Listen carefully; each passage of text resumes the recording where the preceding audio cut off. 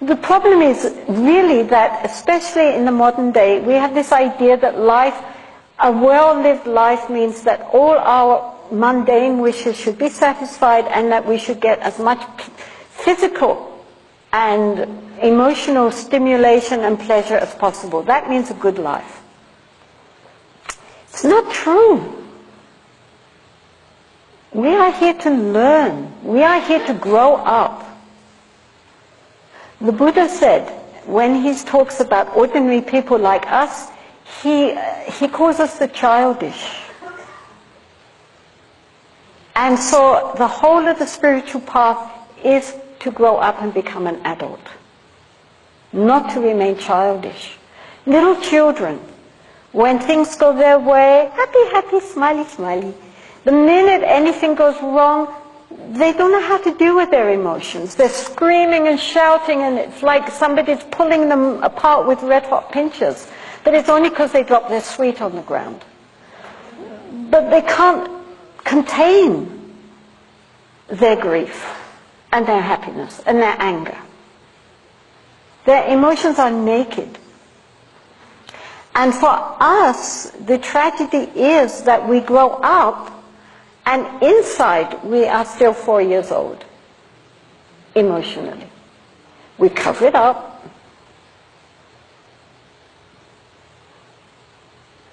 The word persona, from which we get personality as well as the idea of persona, means a mask. It's always a mask which was used in Rome and in Greece, as the actors didn't show their faces, they wore big masks to symbolize the character that they were playing. So it was the mask behind which the actor hid. It was the mask which they showed to the world on the stage. And so this is our personalities. We all project the personality which we want to have people believe in, and which we begin to believe in, which is our big tragedy.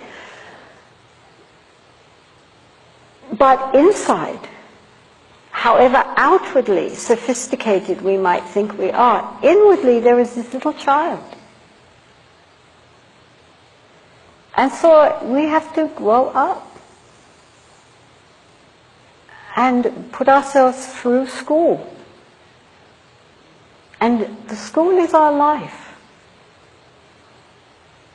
Life is teaching us lessons all the time, and whether or not we learn those lessons or whether we have to go back and do that year again, it depends on us. And we're better to learn than where you are right now, with who you are right now. Your family are a wonderful basis for practice. Your workplace, your colleagues, your friends, your activities, all of them. Everything we can learn. You know, even just to think of others. Each person that you meet is, at that time, the most important person in the world, because it's the person you're with. His Holiness the Dalai Lama is wonderful at this. You know, everybody who meets him, even if just for a second, feels transformed, because in that moment they know that he's completely just looking at them. And when he takes their hand and looks in their eyes, they know that in that moment, even just for that second, only they exist for him. With kindness. Totally non-judgmental, but seeing the person, not the persona.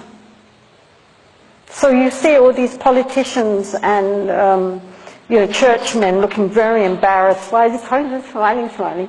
And, because he's not relating to them as cardinal this or, the president of that. He's looking at the person behind all that with love and compassion and total open acceptance. Each of us can do this, When we meet somebody, in our mind, our first thought should be, may you be happy. Doesn't matter who. May you be happy. Because everyone wants happiness.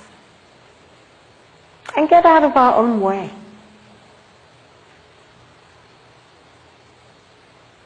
So therefore, our daily life, our families, our children, our relationships, our workplace, our colleagues, our friends, people, our neighbors, people we like, people we have problems with, all of them are helpers on the path. Each one of them.